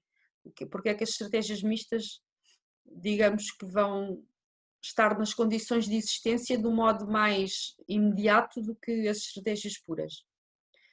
Então, o que é uma estratégia mista? Isto aqui digamos que é o caso geral. Uma estratégia mista agora vai ser o quê? É uma probabilidade no conjunto das estratégias puras. E eu estou a denotar essa probabilidade por σi. Então, σi é uma estratégia mista. O que é uma estratégia mista? É uma probabilidade no conjunto das estratégias puras. Se é uma probabilidade no conjunto das estratégias puras, posso definir deste modo. É uma função que a cada estratégia pura faz corresponder um valor entre 0 e 1, que é a probabilidade dessa estratégia, mas de modo que, quando eu somo as probabilidades nas estratégias todas, tem que dar 1, que é para ser uma probabilidade na prática. E além disso, a função tem que tomar de valores maiores ou iguais a 0, porque é uma probabilidade. Quando consideramos estratégias mistas num jogo, o que é que vai ser o payoff para os jogadores de um perfil de estratégias mistas? Portanto, se eu tiver agora um perfil de estratégias mistas, ou seja, o jogador 1 joga σ1, o jogador 2 joga σ2 e o jogador n σn, cada uma destas estratégias é uma estratégia mista. O que é que vai ser o payoff desta estratégia? Então, o payoff vai ser aquilo que nós chamamos o payoff esperado daquela estratégia, ou utilidade esperada. Ou seja, vai ser... O que é que significa ser a utilidade esperada? Quer dizer que eu vou calcular o payoff para os diferentes perfis de estratégias puras e multiplico pela probabilidade desses perfis acontecerem. Ou seja, tenho aqui um perfil de estratégias puras, de acordo com este meu perfil de estratégias mistas, cada uma destas estratégias puras vai aparecer com uma certa probabilidade. Ou seja, a estratégia pura S1 vai ter probabilidade σ1 de S1, que é a probabilidade que o jogador 1 dá a esta estratégia. O S2 tem probabilidade σ2 de S2, ou seja, que é a probabilidade que o jogador 2 dá àquela estratégia. Multiplico estas probabilidades todas e depois multiplico essas probabilidades pelo payoff deste perfil. E depois somo nos perfis todos possíveis do jogo. E isto é o payoff esperado de um perfil de estratégias mistas. Talvez isto seja mais fácil de perceber num caso simples, que é o que eu tenho agora aqui neste slide. Ou seja, neste slide eu tenho um jogo que tem 2 jogadores e cada jogador tem duas estratégias puras possíveis. O jogador 1 pode jogar A ou B e o jogador 2 pode jogar C ou D. E para estes perfis de estratégias puras, cada jogador tem um payoff. Então, P1 AC é o payoff do jogador 1 para o perfil de estratégias AC, ou seja, quando ele joga A e o outro joga C. Depois, isto é o payoff do jogador 1 para o perfil BC, aqui do lado direito tenho os payoffs do jogador 2. Pronto, esta notação para você, esta notação para vocês, digamos que agora já é natural, não é? Nunca tinha aparecido com esta notação genérica, payoff genérico, mas vimos casos específicos e vocês percebiam aquelas tabelas, portanto, também percebem esta. E agora, o que é uma estratégia mista neste caso? Uma estratégia mista para o jogador 1 é uma estratégia que me diz qual é a probabilidade dele jogar a estratégia A e a probabilidade dele jogar a estratégia B. O que significa que se eu chamar sigma 1 à estratégia do jogador, a uma estratégia mista do jogador 1, eu na verdade posso representá-la desta maneira, P1 menos P, em que P é a probabilidade com que ele joga a estratégia A, e se P é a probabilidade com que ele joga a estratégia A, como só há duas estratégias, para sigma 1 ser uma estratégia mista, necessariamente a probabilidade com que ele joga a estratégia B tem que ser 1 menos P. Ou seja, e já agora introduzir aqui também esta notação, o que é este, o conjunto das estratégias mistas, estou aqui a denotá-lo desta maneira, delta de SI. SI é o conjunto das estratégias puras. Quando eu estou quando eu tenho um jogo, quando eu tenho um conjunto de estratégias que só tem duas estratégias puras, A e B, o que é este conjunto? Este conjunto, no fundo, na prática, são é uma probabilidade, é uma medida de probabilidade no conjunto das estratégias puras, ou seja, a probabilidade com que ele joga A e a probabilidade com que ele joga B. Mas como isto é uma probabilidade, se ele joga P1, se ele joga A com probabilidade P1, tem necessariamente que jogar B com probabilidade 1 menos P1, que é para a soma dar 1. Ou seja, uma estratégia mista, neste caso em que eu só tenho duas estratégias, na prática é este vetor P1, P2, em que a soma tem que ser 1. Se a soma tem que ser 1, eu na prática até posso representar de uma maneira mais simples uma estratégia mista, que é P1 menos P. Uma estratégia mista para o jogador 2, como o jogador 2 também só tem duas estratégias puras, é também então um vetor em que se a primeira coordenada é Q, que é a probabilidade com que ele joga C, então a segunda coordenada será 1 menos Q, que é a probabilidade com que ele joga D. Estou a usar letras diferentes, aqui para o jogador 1 estou a usar a letra P e para o jogador 2 estou a usar a letra Q, para distinguir entre o que é uma estratégia para o jogador 1 e o que é uma estratégia para o jogador 2. Professora, e o sigma 1 é a estratégia mista para o jogador 1? O sigma 1 é a estratégia mista do jogador 1, que na prática eu estou a representar como P, 1 menos P. Ok. Olha, e se o jogador 1 tivesse 3 estratégias? Como é que eu poderia representar uma estratégia mista? Tinha 3 probabilidades? Tinha 3 probabilidades, mas como a soma das 3 tem que ser 1, não é? Para ser uma probabilidade, podia representar, por exemplo, por P1, P2 e a terceira coordenada quanto é que tinha que ser necessariamente? 1 menos P1 menos P2? 1 menos P1 menos P2, exatamente.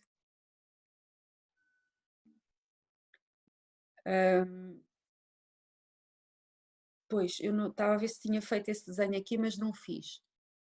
Ou seja, na prática, eu posso dizer que a estratégia mista, uma estratégia mista é este vetor de R2, neste caso com duas estratégias, mas se tivesse 3, seria um vetor de R3, do mesmo tipo. Aliás, se tivesse 3 estratégias, como é que eu representava o conjunto de estratégias do jogador? Seria o conjunto dos vetores da forma P1, P2, P3, tal que a soma é 1. Mas se estivermos agora aqui a pensar só com duas estratégias, nós até conseguimos identificar graficamente que conjunto é este. Ou seja, o conjunto de estratégias mistas do jogador 1 seria este conjunto.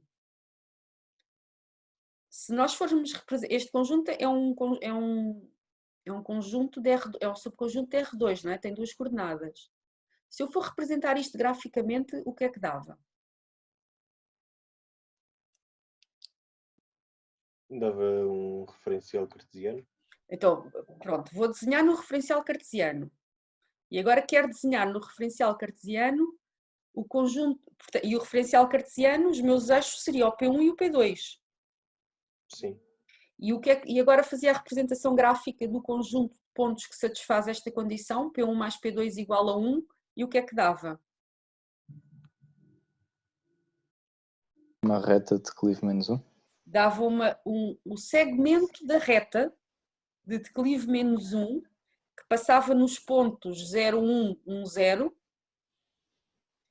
e que estava só, e é o segmento dessa reta que está no primeiro quadrante.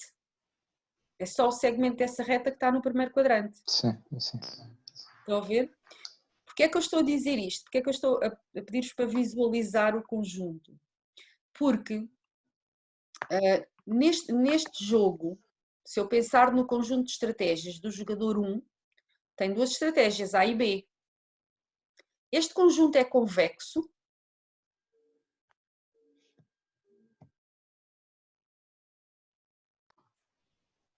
Sim. Se eu considerar uma combinação linear deste conjunto, ela está no próprio conjunto.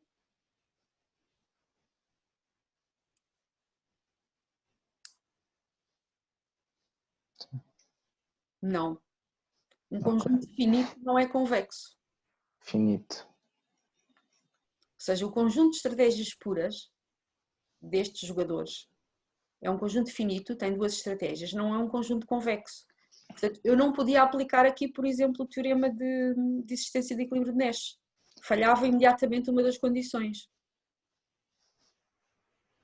Já, se eu, em vez de considerar o conjunto de estratégias puras, considerar o conjunto de estratégias mistas, o conjunto de estratégias mistas, este conjunto, que é aquele segmento de reta, esse já é convexo. Ah, pois era isso que eu estava. Ok.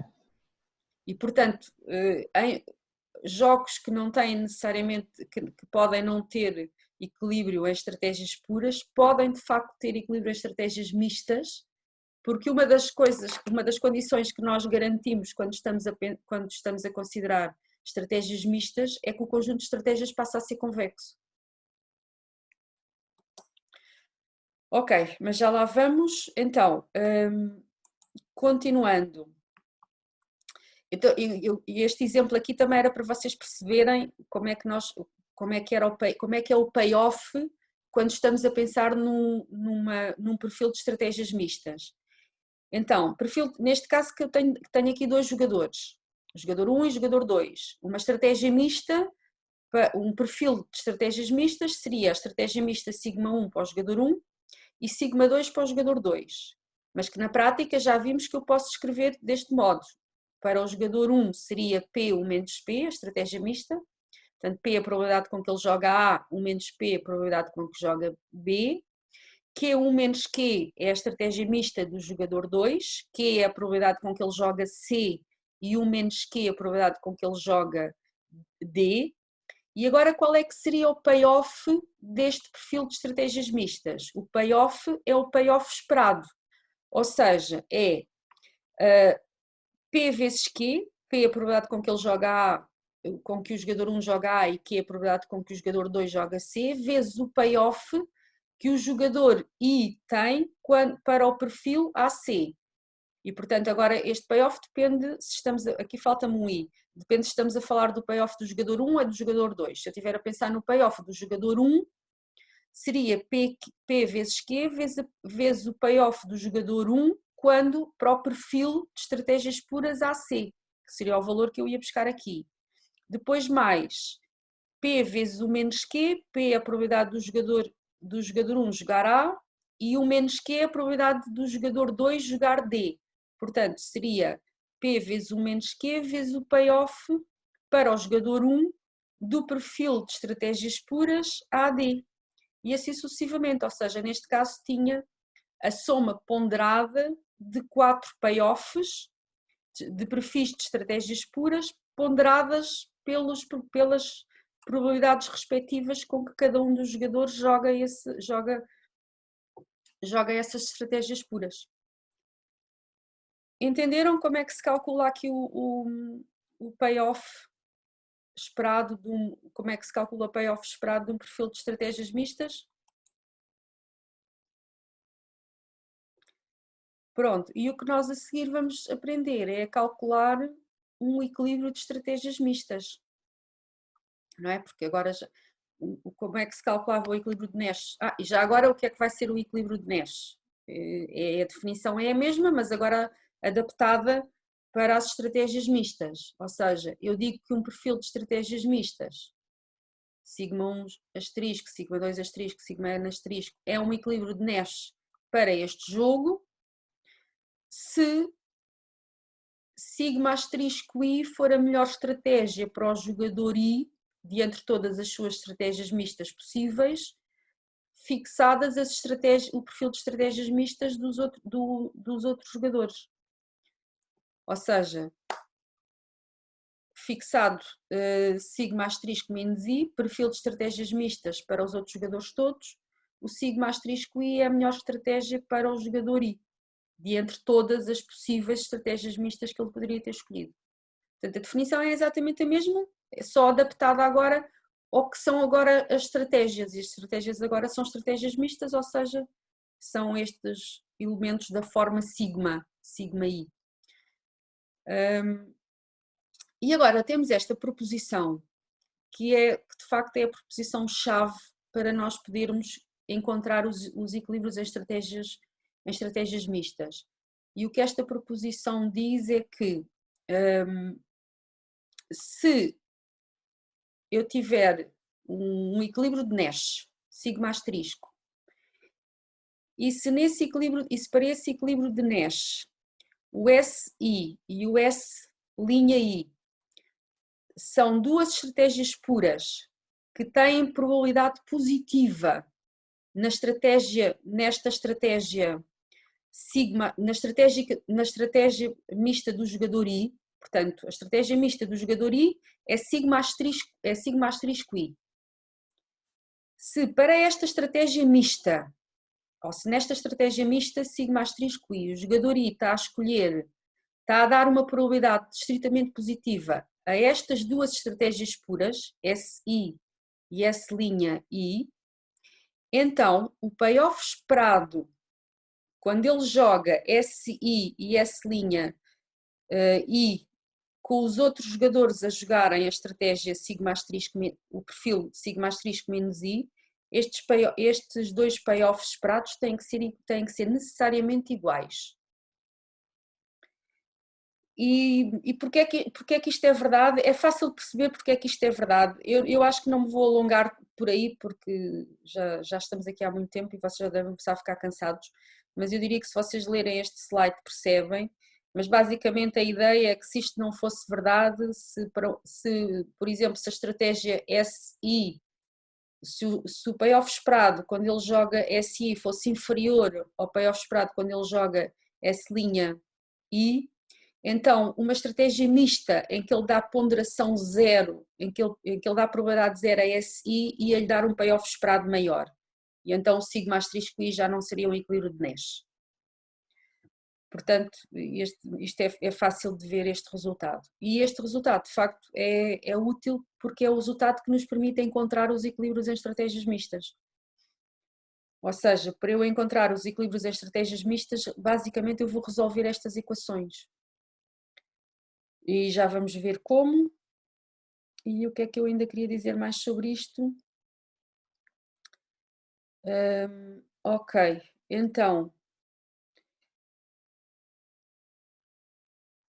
Aqui tenho o resultado de existência, e agora já não me vou alongar aqui com o resultado de existência, mas basicamente aqui o que nós podemos dizer relativamente ao resultado de existência é, quando eu estou a considerar um jogo e estou a considerar estratégias mistas, então que condições é que eu preciso para ter a garantia de que o jogo tem equilíbrio em estratégias mistas?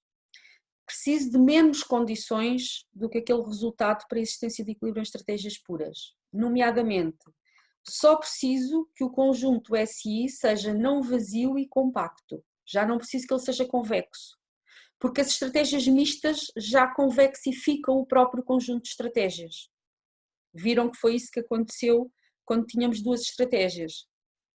O conjunto com duas estratégias não era um conjunto convexo, mas se eu considerar estratégias mistas naquele conjunto de estratégias puras, imediatamente o conjunto de estratégias passa a ser um conjunto convexo. Portanto, eu agora aqui no resultado eu já não preciso exigir que o SI seja convexo, só preciso que ele seja não vazio e compacto. E já agora, um conjunto finito é sempre um conjunto compacto. Portanto, o conjunto com duas estratégias puras, aquele exemplo, era um conjunto compacto, porque é limitado e é fechado. E por outro lado, eu também não, e relativamente à função payoff, eu agora só preciso que a função seja contínua nos perfis de estratégias. Já não preciso que ela seja quase côncava, porque como a função payoff que nós consideramos quando consideramos estratégias mistas é a função payoff esperada, a função payoff esperada é linear na estratégia do próprio jogador. Como é linear na estratégia do próprio jogador, é imediatamente quase côncava na estratégia do próprio jogador. Portanto, de facto, para ter existência em estratégias puras, eu tinha que ter que o conjunto de estratégias era não vazio, compacto e convexo. Se estiver à procura de solução em estratégias mistas, posso pagar a condição de que o conjunto seja convexo. E precisava que a função payoff fosse contínua e quase côncava. Posso pagar também a condição de quase concavidade. Portanto, neste caso, o que este resultado me permite, por exemplo, concluir é que se eu tiver um jogo finito, e um jogo finito quer dizer que o conjunto de estratégias para cada jogador é finito, e que também tenho um conjunto de jogadores finito, que é uma coisa que eu não vou debruçar muito, nós aqui só vamos falar de jogos em que o número de jogadores é finito. Mas pronto, quando eu tenho um jogo finito, que é basicamente o conjunto de jogadores finito e o conjunto de estratégias para cada jogador é finito, basta que o conjunto de estratégias para cada jogador seja finito para que exista sempre equilíbrio em estratégias mistas. Porque imediatamente estou nestas condições. Portanto, qualquer um destes jogos que são representados por estas tabelas, e para eu poder representar com estas tabelas tem que ter um número finito de estratégias, todos estes jogos têm equilíbrio em estratégias mistas. Podem não ter equilíbrio em estratégias puras, mas em estratégias mistas têm. E porquê? Porque há uma outra coisa que eu ainda queria dizer, que é esta condição aqui de que o payoff é uma função contínua. Se eu só tiver um conjunto finito de estratégias, quase que por definição é imediata, o payoff é uma função contínua, porque é uma função que está definida num conjunto finito. Portanto, imediatamente é uma função contínua. E depois, se o PI é uma função contínua, o payoff esperado, que no fundo é esta função aqui em baixo, e que vai depender do P e do Q, também vai ser uma função contínua, porque na prática é uma função polinomial, porque os PIs, eu tenho aqui um número finito de PIs, que depois o que está a variar, né, quando eu estou a calcular a função de utilidade esperada, a função payoff esperada, o que está a variar é o P e o Q, não é? Mas e o P e o Q como é que aparecem aqui na função de utilidade? Aparecem a multiplicar, tenho P vezes Q, tenho P vezes 1 menos Q, este tipo de função em P e Q é uma função polinomial, e as funções polinomiais são sempre contínuas. Por isso é que num jogo finito há sempre equilíbrio de Nash. Pronto, e agora só precisamos é saber calcular esse equilíbrio de Nash. E para calcular esse equilíbrio de Nash usamos aquela proposição que diz que a utilidade esperada de duas estratégias a que eu dou probabilidade estritamente positiva em equilíbrio tem que ter payoff esperado igual. E este resultado permite-me escrever equações e a partir dessas equações eu consigo calcular o equilíbrio de Nash. Então eu tenho aqui a ilustração do que estou a dizer para, mais uma vez, aqui para o jogo só com 2 jogadores e 2 estratégias, que é mais fácil de visualizar. Então, aquela proposição que me está a dizer neste caso é que se num equilíbrio de Nash o jogador 1 der probabilidade positiva à estratégia A e à estratégia B, então o payoff esperado quando ele joga A e o outro está a jogar esta estratégia mista tem que ser igual ao payoff que ele obtém se joga B e o outro continua a jogar a mesma estratégia mista. O que é o payoff esperado do jogador 1 quando ele joga A e o outro está a jogar esta estratégia mista? Será Q vezes a probabilidade de AC, porque aqui a estratégia do jogador 1 está fixa, é A. E qual é a estratégia do jogador 2? Ou joga C com probabilidade de Q ou D com probabilidade 1 menos Q. Então a utilidade esperada, ou o payoff esperado para o jogador 1 deste perfil será, neste perfil o que é que pode acontecer? O jogador 1 está a jogar A e o jogador 2 está a jogar C, ou o jogador 1 está a jogar A e o 2 está a jogar D. Qual é a probabilidade de aparecer AC? É a probabilidade do jogador 2 estar a jogar C, que é Q, mais 1 menos Q, a probabilidade do jogador 2 estar a jogar D, vezes AD. Porque aqui na prática é como se o jogador 1 estivesse a jogar A com probabilidade 1. Por isso, a utilidade esperada, ou o payoff esperado, será esta soma. E qual é o payoff esperado para o jogador 1 se estiver a jogar B? Então será Q vezes o payoff do perfil BC mais o menos Q vezes o payoff do perfil BD. Estas duas equações, agora estou a dizer estas duas equações, já não resolvo estes exercícios agora há muito tempo, mas eu até diria que só uma destas equações... não, nada, não estou a dizer a geneira. Ok, o que eu tenho aqui é uma equação, efetivamente. E esta equação vai-me permitir calcular o quê? Esta equação vai-me permitir calcular o quê? Ou seja, vai-me permitir calcular a estratégia mista do jogador 2.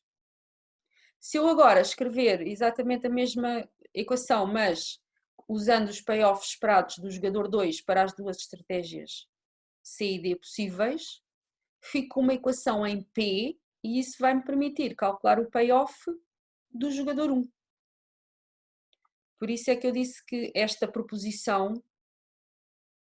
era a chave para conseguir determinar os equilíbrios em estratégias mistas.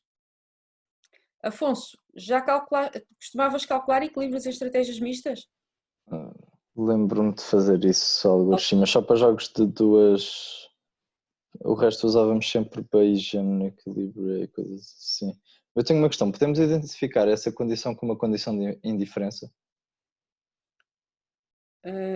Sim, porque eu até lhe chamei aqui alguns